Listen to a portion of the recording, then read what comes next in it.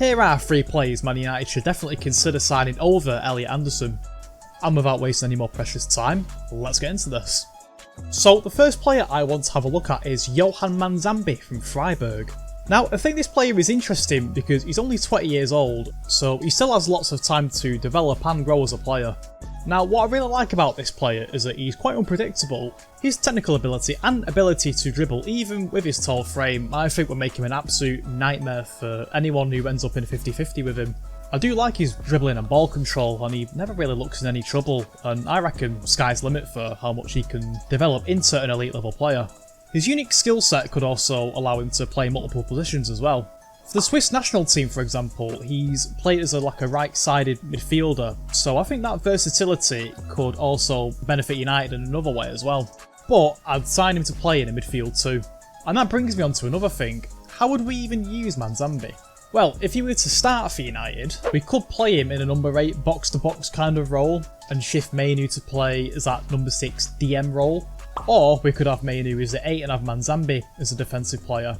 Personally, I'd use Manzambi as the box-to-box player because I think he already has a lot of the attributes to do it. According to the transfer market, he's valued at around 50 million euros, so that's kind of a general idea of the amount of money that Freiburg would probably want for him. The next player I want to talk about is another Bundesliga player, and that is Hugo Larsson from Frankfurt.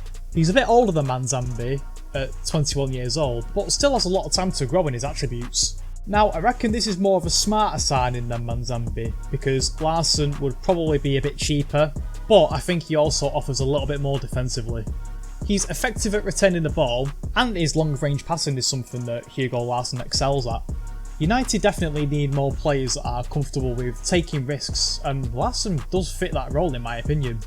As for how we'd use him, I would likely use him as that defensive number 6, with Kobe Mainu playing in that box-to-box role.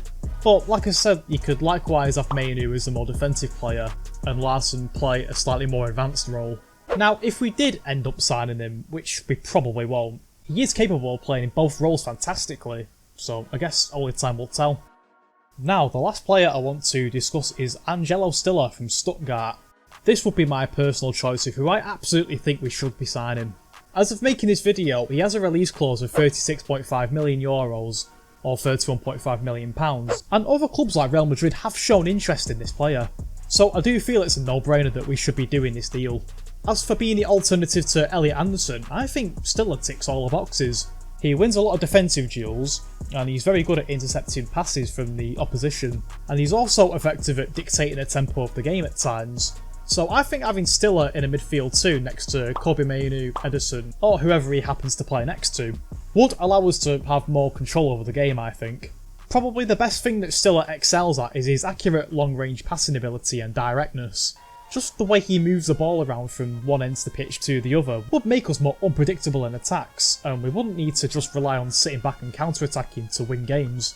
Defensively, I think he's the best option out of these 3 players, but probably would benefit from having a player like Kobe Mainu playing next to him. And that is the end of today's video. I really hope you all enjoyed it. It has been quite a while since my last video. New videos should be on the way, so stay tuned. If you did enjoy today's video, then be sure to leave a like and subscribe, as it really does help the channel out a ton. To be honest, I don't really have anything else to say, so thanks for watching.